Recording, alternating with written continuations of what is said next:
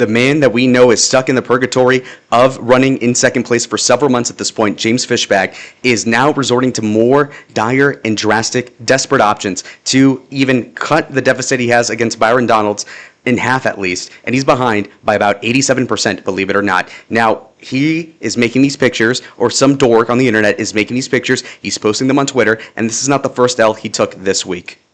Alright, so here's a minute-long clip. Apparently Fishback took a W today according to his own Twitter timeline.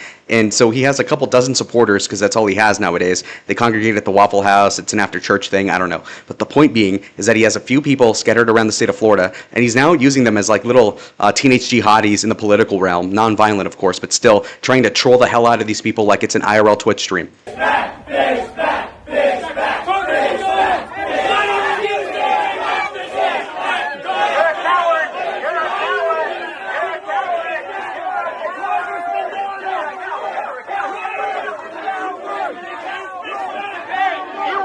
Okay, so here's the optics difference, right? So if you didn't know, I'm pretty sure that he played defensive tackle, Byron that is, in high school or college or something. So he's like 6'2", 250, could deck the fuck out of Fishback, who's my height, unfortunately. This guy's like 5'8", he's built scrawny, he looks like a rat face, and now he's pulling up with his four eyes, trying to mog Donalds, who's like a head taller than him, seriously. It's like a prison scene, pause. And basically, he's going to be blowing a megaphone to the guy's face, even though, in theory, think about it this way, right?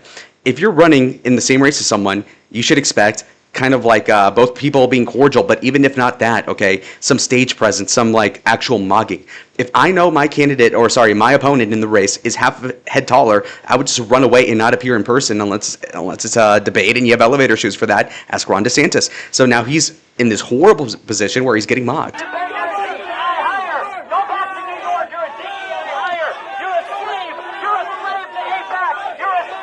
Okay, so Byron's playing it right because he doesn't want to engage. And by the way, there's a whole subtext where apparently the Florida Board of whatever elections is icing out Fishback, and I think Jay Collins, who's a lieutenant governor that you didn't know was a lieutenant governor of Ron DeSantis until just now, and I recently learned he existed too.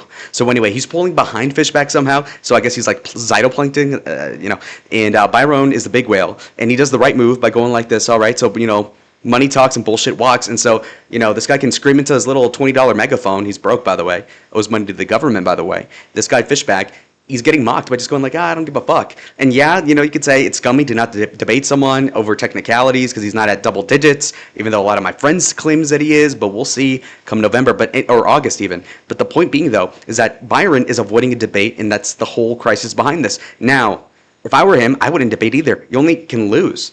There's a lot of things they can fling at each other. He could say, Byron, 25 years ago in college, you sold weed and you bounced a fraudulent check at a bank once. Okay? And then Byron could say, well, James Fishback, you had a relationship and got engaged to a teenager. You have 2 wives in the span of about 2 months, among a lot of other things, millions of dollars in grifting, and another scandal with Nick Fuentes that I'll get to. Byron Donalds, go back! You sold drugs to kids, Byron Donalds! You sold drugs to kids! Get out of here, Byron! Go back to New York! Sell your drugs in New York City! We don't want you here! Get the hell out of here, Byron Donalds! Get the hell out of here! Like a 9-year-old girl, come on. He's taking off his coat like a boss. He's got a brother taking his coat. Why don't you debate? Why don't you debate? Why don't you debate? As some 70-year-old guy fucking stops him. Then he just shut up for some reason.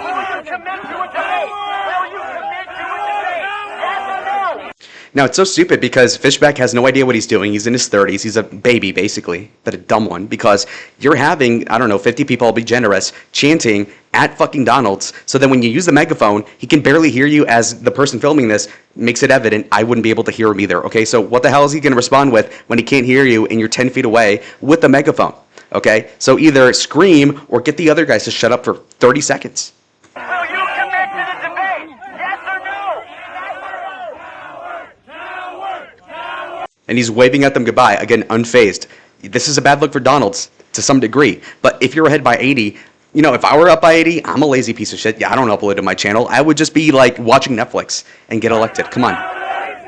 He's at least bothering to show up.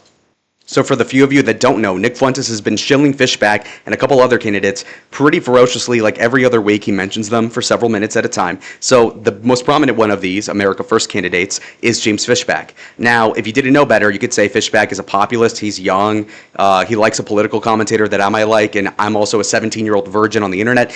That aside, this guy Media Mainstream actually brings up a good point here, and I almost was going to say this first, but he goes ahead and says, if I had to guess, I would say James Fishback paid Nick Fuentes $33,000 for Nick to wear Fishback merch on America's first show of May 1st of this year. 2 installments paid in halfway chunks, so like $1,650 each, paid through Alex Muningaz's political consulting company, Galvez Strategies, which is also something I'm pretty sure was tied into some other money thing with Fuentes in 24, having to do with sometime he went to Dallas. It's very obscure stuff, I don't care. But here are the receipts. Apparently he did get paid. Why would you be giving tens of thousands of dollars to America First? I'm not sure yet. Does Nick being paid make it better that he's shilling a candidate that he knows will lose, on top of saying that we should vote Democrat for the midterms? Very much a disagree from me. Now, here's where things get complicated. Donald Trump basically killed Casey DeSantis' run for governor of Florida, taking over the mantle for her husband, Ron, by endorsing Byron.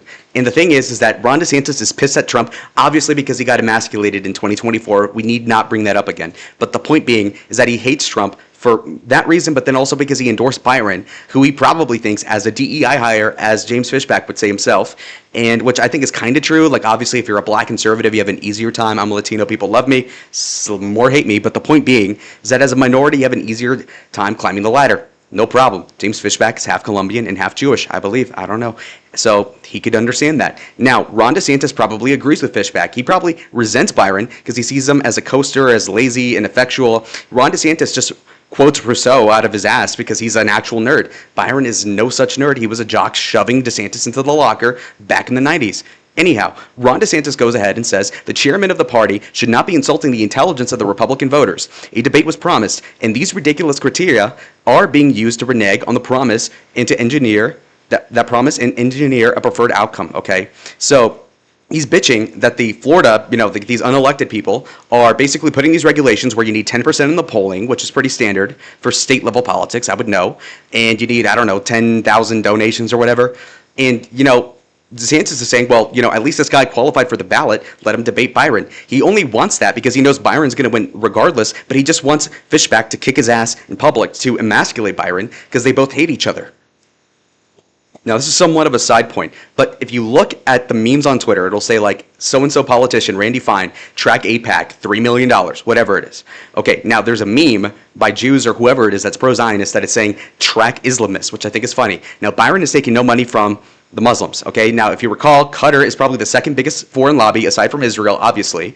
And so then at that point, you might think, well, Tucker's getting money from the Qataris, maybe Candace Owens, but Byron is a, in the cloth Zionist. Now, if you look at the Fishback, he apparently has gotten $430,000 almost from a pro-Islamist lobby. And if you look at his invoices, it shows that from what I looked at earlier tonight. But I will tell you, it doesn't matter, right? So like his policy towards Israel probably has almost nothing to do with the Muslim money. I just think the Muslims like that he's being anti-Zionist. Now with Byron, he doesn't get Muslim money because he doesn't do what they want. And you could say that he does stuff at the federal level as a congressman, 1 out of 435, by the way.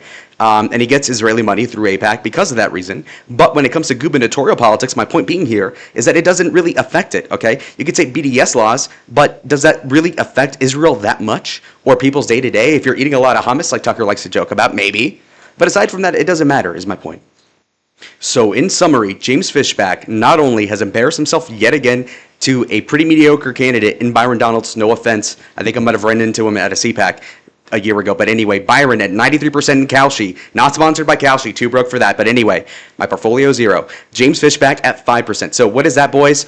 88% lead for Byron. Now, the polling could be different. Fishback could be at 30%. It doesn't matter. If you're losing by 30, by 40, by 50 even, and in this case by 88%, it doesn't matter. Whoever wins by even a 10th of a percent of a vote, or a single vote by that matter, will win the primary and almost will definitely win in Florida, as Ron DeSantis did by almost 20 not too long ago. Now, light skin scare time.